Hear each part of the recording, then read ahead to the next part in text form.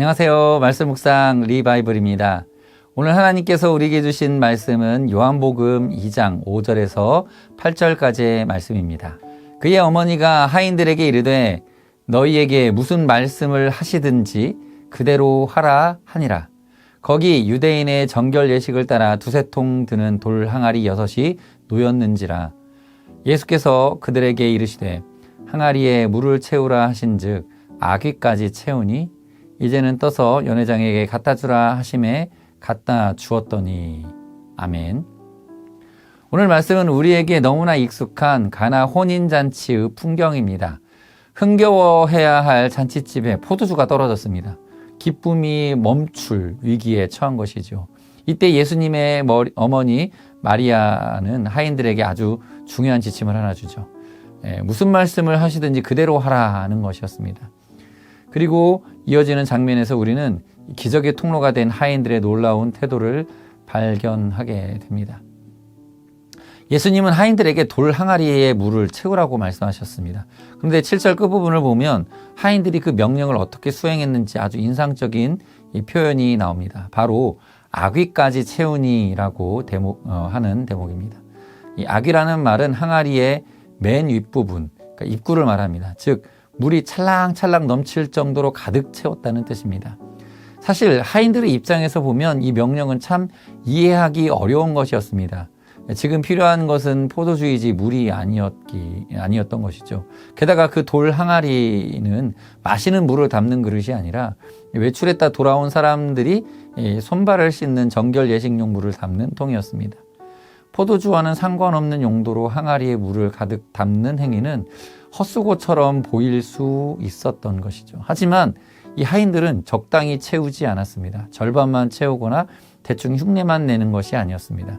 그들은 주님이 말씀하신 그 명령에 정성을 다해 순종했습니다. 그리고 아귀까지 채우는 정성을 보인 것입니다. 이러한 믿음의 순종이 이 놀라운 기적의 마중물이 된 것이죠. 우리는 하나님의 기적을 바랄 때가 많지만 정작 내가 채워야 할 항아리의 아귀까지 채우는 그렇게 충성하려는 모습을 보이지 않을 때가 있습니다. 이 정도면 됐겠지 라며 적당한 선에서 멈추거나 내 계산으로 보기에는 비효율적이야 라면서 우리의 생각되는 대로 행동할 때가 많습니다.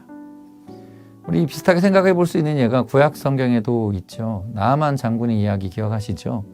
나아만 장군은 자신의 나병을 고치기 위해 엘리사를 찾아갑니다. 그리고 그에게 내려진 엘리사의 처방은 요단강에 가서 몸을 7번 씻으라는 것이었습니다. 나아만은 처음에는 화를 냈습니다. 자기 나라에 더 깨끗한 강이 많은데 왜 굳이 하필 이 좁은 요단강이냐는 것이었던 거죠.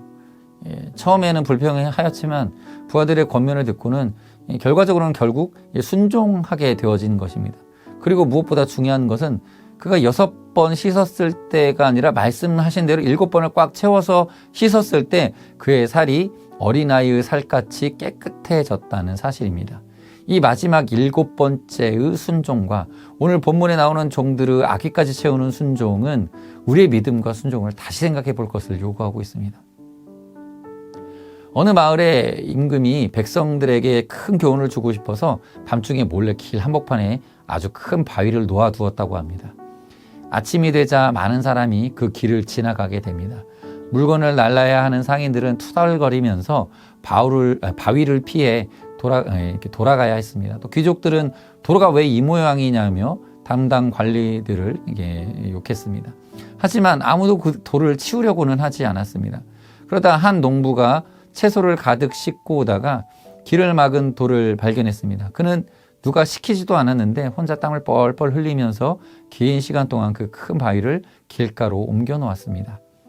바위가 있던 자리를 보니 그곳에는 금화가 가득 든 주머니와 임금의 편지가 놓여 있었습니다. 이 돌을 치우는 사람에게 주는 상이다 라고 기록되어져 있던 것이죠. 다른 사람들은 장애물이라면서 피해가기만 했지만 묵묵히 자신의 수고를 다할 때까지 돌을 옮긴 이 농부 한 사람만이 그 안에 감춰진 보물을 발견할 수 있었던 것입니다. 우리의 신앙생활과 일상도 마찬가지입니다. 하나님은 우리에게 대단한 것을 요구하시기보다 오늘 내게 주신 하루의 항아리에 물을 아기까지 채우기를 원하십니다. 오늘 이 기도가 무슨 소용이 있을까? 오늘 내가 만나는 이 사람에게 친절을 베푸는 것이 무슨 변화를 가져다 줄까? 라는 의문이 들 때가 있습니다. 하지만 하인들이 묵묵히 물을 길어 아기까지 채웠던 그 순간 그들의 손을 통해 물이 포도주가 되는 기적이 시작되었습니다. 우리가 오늘 마주하는 일상 속에서 누군가에게 건네는 따뜻한 말 한마디, 맡겨진 업무를 정직하게 수행하는 태도, 그리고 정해진 시간에 드리는 간절한 기도 한 구절, 이 모든 것이 우리가 채워야 할 항아리의 물입니다. 적당히라는 유혹을 이겨내고 끝까지 정성을 다해 보시기 바랍니다.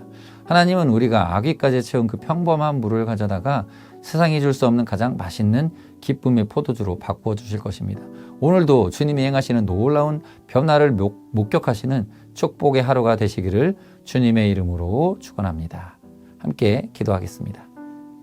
사랑과 은혜가 풍성하신 하나님 아버지, 오늘 가나 혼인잔치 말씀을 통해 우리의 일상을 돌아보게 하시니 감사합니다.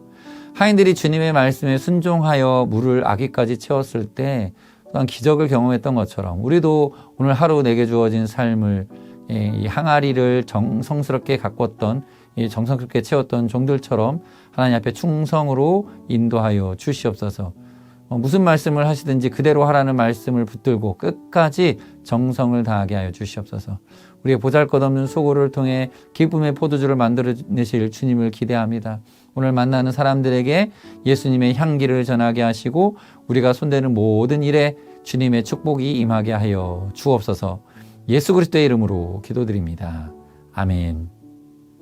시간 함께 기도하실 때에 오늘 내게 맡겨진 작은 일과 관계 속에서 적당히 타협하지 않고 최선을 다해 아기까지 정성으로 채우는 성실한 마음 달라고 기도하시고요.